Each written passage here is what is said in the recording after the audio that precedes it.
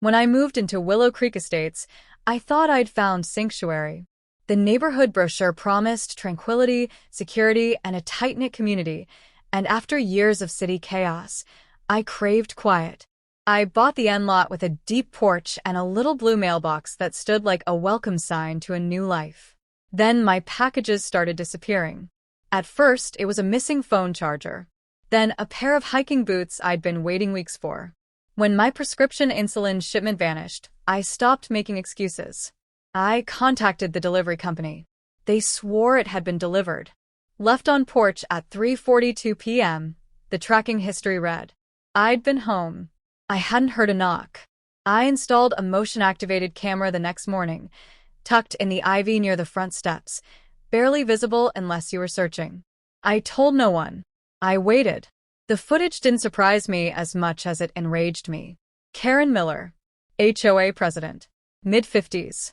Always in a pastel tracksuit like she was one tennis lesson away from Wimbledon.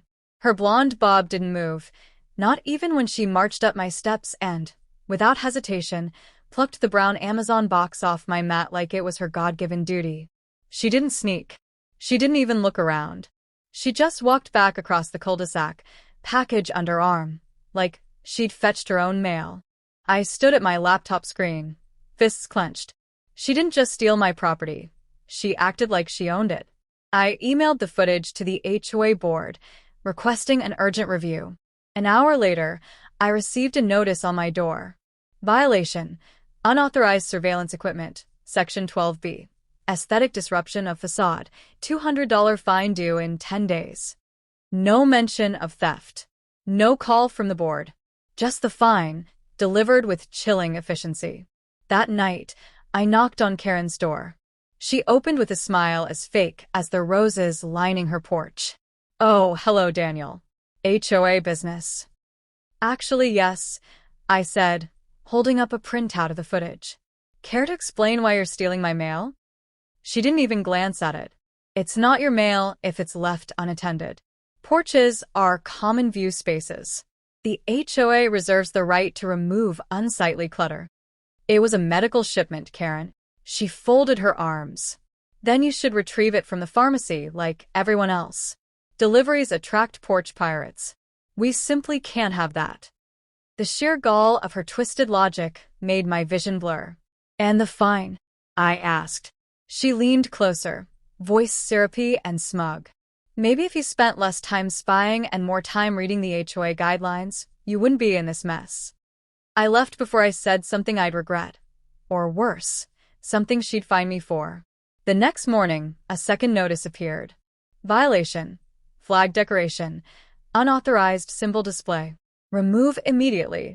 It was a miniature American flag magnet on my mailbox. Apparently, too political under Section 4C. I took it down. Not because I agreed, but because I needed to think. Karen wasn't just a meddling neighbor. She was an institution. She'd been re-elected HOA president 6 times, controlled the landscaping contracts, and had a whisper network of retired rule enforcers who reported infractions like they were earning badges. I began to notice how many others walked with their heads low, how quickly porch lights flicked off when Karen strolled by on her compliance walks. This wasn't a neighborhood. It was her kingdom. And she ran it with a weaponized rulebook and the confidence of someone who thought she'd never be challenged.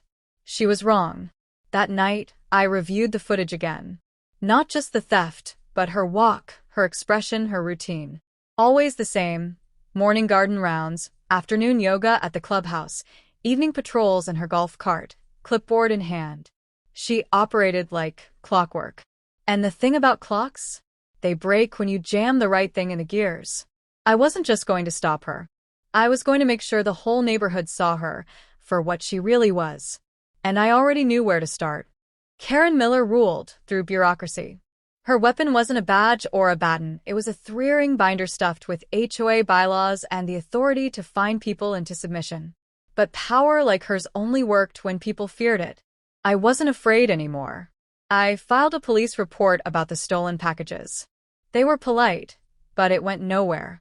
The officer shrugged as he read my statement. You got a video? No. Without proof, it's your word against hers. Sounds like a civil matter. Karen had covered her tracks too well. She'd forced me to take down the only camera that caught her in the act, and even the footage I'd saved couldn't be used without her consent on private property. She knew how to manipulate the system, how to skirt the line just close enough to remain untouchable. She even upped the pressure. A week after my confrontation, I received 3 new citations: improper shrub maintenance, trash convisibility, and, my personal favorite, mailbox not HOA standard color. Apparently, off-white wasn't white enough for Karen. I knew what this was: retaliation disguised as regulation. Still, I played along. Trimmed the bushes. Hid the trash bins behind a screen. Bought a new mailbox that looked exactly like the old one but came with an official approval sticker. All the while, I watched, listened, studied. Karen moved like a queen in her castle. Morning walks at 6:30 sharp. Yoga at the clubhouse at 9. Then, like a vulture circling its prey, her golf cart rolled out at 5 p.m. with her clipboard and laminated citation slips. She barely glanced at the homes, just wrote and posted, posted and wrote. Her pen was an executioner's blade, and she wielded it with glee. But one thing she didn't notice? My background. I work in wildlife rehabilitation. I've handled everything from snakes to coyotes to rabid raccoons. My garage is converted into a temporary holding area, complete with ventilated crates, heat lamps, and enough disinfectant to make a hospital blush. I knew animals. I knew behavior. And I knew the exact creature to send a message Karen would never forget. His name was Stinky Pete, a juvenile skunk rescued from a roadside drain. He'd recovered from a broken paw but was unfit for release due to his unpredictability. Pete was spirited. If you startled him, even slightly, he'd unleash a stink cloud so dense it felt like breathing through rotten eggs and gasoline. He was perfect. The plan was simple. I prepped a lightweight box with a false bottom, carefully ventilated to keep Pete comfortable. Inside, I placed tissue paper, bubble wrap, and a small cardboard divider. From the outside, it looked like a typical delivery: standard Amazon tape, generic gourmet chocolates, label, a barcode, and fragile printed across the top. Just enough intrigue to tempt Karen's sticky fingers. I even spritzed the box with lavender oil. Karen couldn't resist anything floral. That night, I placed the package on my own porch, positioned perfectly in view. I knew Karen's routine. She'd be on her evening rounds in her little cart of tyranny, clipboard ready. The package was bait. And Karen? She was the predictable predator. At exactly 5:14 p.m., she struck. I watched from the window, heart pounding. She parked the cart, looked both ways, out of habit, not concern, and walked straight up to my door like it belonged to her. She paused, sniffed the air, smiled. Then she took it. By the time she reached her door, I was already watching through binoculars. She didn't hesitate. No gloves. No caution. Just pure entitlement. When she opened the lid, I saw the moment it hit her. First came the rustle. Then the high-pitched scream. Then the flailing arms and crashing sound of something ceramic breaking inside. And finally, Karen, stumbling out her front door, gagging, her face contorted like she'd swallowed battery acid. The smell hit the street a moment later. Thick. Punishing. Righteous. Sirens wailed in the distance. Someone must have called 911. I didn't. I was too busy grinning into my tea. Justice, it turned out, smelled a lot like skunk. The next morning, the entire cul-de-sac reeked of poetic justice. Karen's lawn was cordoned off with yellow tape, a hazmat crew scrubbing the porch like it was ground zero of a chemical spill. Neighbors huddled on driveways, whispering behind coffee cups. No one dared laugh aloud, but their smirks betrayed them. Karen, however, wasn't done. Not by a long shot. At 9 a.m. sharp, I got a knock at the door. Not from Karen herself, but from 2 men in dark blue windbreakers. "Mr. Daniels?" the taller one asked. "We're with Animal Control. We received a report of an unregistered wild animal being kept on the premises." She moved faster than I expected. I led them to the garage, calm and compliant. My certifications were in order, my permits laminated and posted on the wall. Stinky Pete was already transferred back to the rehab center that morning, long before they arrived. They left after 15 minutes, empty-handed and unimpressed. By lunchtime, Karen was out on her porch, still blotting her face with lemon-scented wipes, a surgical mask pulled over her mouth, eyes hidden behind oversized sunglasses. But the fire behind those lenses? Unmistakable. She filed 5 new HOA violations against me that week. Use of unapproved wildlife repellent, garage conversion without authorization, operating a business from residential property, disturbing the peace, and the cherry on top, intentional infliction of harm via biological agent. It was absurd, and yet, she plastered each notice on my door with the desperation of a ruler trying to regain her grip on a crumbling empire. But this time, I didn't play defense. I went public. I posted the entire saga, minus the skunk specifics, on the Willow Creek Community Forum, missing packages, the citations, the surveillance footage, blurred to avoid legal trouble, and the retaliation. The thread exploded overnight. Turns out, I wasn't the only one. Dozens of neighbors jumped in. Stories poured out. Packages gone missing, citations issued for trivialities, bizarre interactions with Karen on her so-called compliance patrols. One neighbor, an elderly veteran named Mr. Rodriguez, revealed he'd been fined for improperly folded flag etiquette on his front porch. Another, a single mother down the street, had been penalized for letting her kids draw chalk art on the sidewalk. Graffiti, according to Karen. Karen had silenced everyone through fear and fines. But now, the dam had broken. A few nights later, the HOA board met at the clubhouse. This time, the room was packed. I stood near the back as Karen opened with her usual smug grace. Let's begin tonight's meeting by addressing some unfortunate misinformation circulating online. She glanced around, clearly rattled by the turnout. Fewer nods. More crossed arms. Someone coughed dramatically when she said misinformation. Then a voice cut through the room like a blade. Explain why my daughter's birthday balloons earned me a citation, said Melissa, the young mom. And why you enter my backyard to check for code compliance, added Mr. Rodriguez, his voice steel beneath calm. Karen stammered, flipping through her notes, her control slipping with every second. I didn't speak. I didn't need to. The room had turned.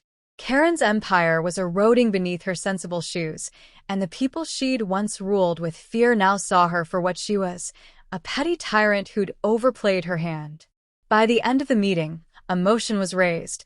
Immediate suspension of Karen Miller pending investigation into abuse of authority. It passed. Unanimously. She didn't even stay to hear the vote. Just gathered her binder, clutched it like a life preserver, and stormed out, her heels clicking like distant thunder. That night, the air smelled sweet, not just because the skunk stench had finally lifted, but because for the first time, Willow Creek felt free. Karen didn't step outside for days. Her once-daily compliance patrols ceased. The pastel tracksuits were replaced by blackout curtains. The woman who once ruled Willow Creek like a powdered monarch had vanished behind her floral print door, defeated by her own arrogance, and, perhaps, the lingering trauma of one very upset skunk. But for the rest of us, the air was lighter. Conversations sparked between neighbors who once kept their heads down. Sidewalk chalk returned. Front yards bloomed with flags and gnomes and harmless eccentricities. The HOA board launched an internal review of its practices. Power, it turned out, had limits. And yet, I couldn't quite relax. Because people like Karen don't just disappear. They plot. Sure enough, 3 weeks later, a glossy envelope landed in my mailbox, addressed in bold letters. Miller versus Daniels, notice of civil suit. She was suing me. The claims were absurd. Intentional harm, emotional distress, damage to personal property, public humiliation. She'd even included exaggerated medical costs for exposure to toxic wildlife emissions. It would have been laughable, if not for the fact that I had to respond in court. Still, I wasn't shaken. I had documentation, witnesses, screenshots, a neighborhood ready to testify. And best of all, I had one card left to play. The court date came quickly. It was a small municipal courtroom, nothing flashy. Karen arrived with a briefcase and an air of vindication, dressed in solemn gray, the smell of artificial lavender trailing behind her like a ghost of her former self. I sat alone at the defendant's table, calm. The judge, a no-nonsense woman with sharp eyes and sharper questions, let Karen speak first. She spun her tale with the dramatic flair of a stage actress, how I'd terrorized her, endangered her life, caused irreversible psychological harm. When it was my turn, I spoke plainly. I shared the pattern of stolen packages, the HOA violations issued within days of every complaint, the false accusations, the hazmat call, the weaponized bylaws. I didn't need to embellish. The facts were already dramatic enough. Then, as the judge prepared to end the hearing, I placed a small, sealed manila envelope on the bench. Final exhibit, Your Honor. For the record. Inside were notarized affidavits from 15 neighbors. Each described their own experiences with Karen, intimidation, petty fines, unlawful entry, package theft. The final page was from the HOA board itself, a signed statement confirming Karen had been suspended for gross abuse of authority. The judge read in silence. Karen sat frozen, color draining from her face. Then came the gavel. Case dismissed. Plaintiff is advised not to waste this court's time again.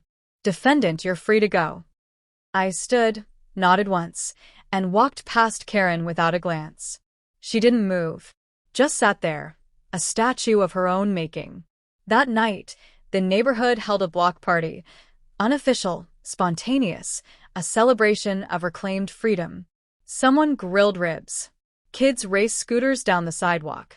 Even old Mr. Rodriguez brought out his guitar. As the sun dipped behind the trees, Melissa handed me a soda and asked, "So, what finally made her stop?" I smiled. Just gave her a taste of her own perfume. People laughed, not just because of the joke, but because we all knew it was more than that. Karen had built her power on silence. Once people spoke, she couldn't survive the light. A week later, a moving truck pulled into her driveway. By sundown, Karen was gone. She didn't say goodbye. Nobody asked. Her house went up for sale within days. The listing made no mention of the HOA presidency, the notorious citations, or the lingering odor beneath the porch steps that no industrial cleaner could quite erase. As for me, packages now arrive on time, untouched. The little American flag is back on my mailbox. And every so often, I still get asked about the skunk. Stinky Pete lives comfortably at a wildlife preserve now, semi-retired, still cranky, but very much a legend. Sometimes, justice doesn't come in a courtroom. Sometimes, it waddles in on tiny paws, makes a stink, and sets a neighborhood free.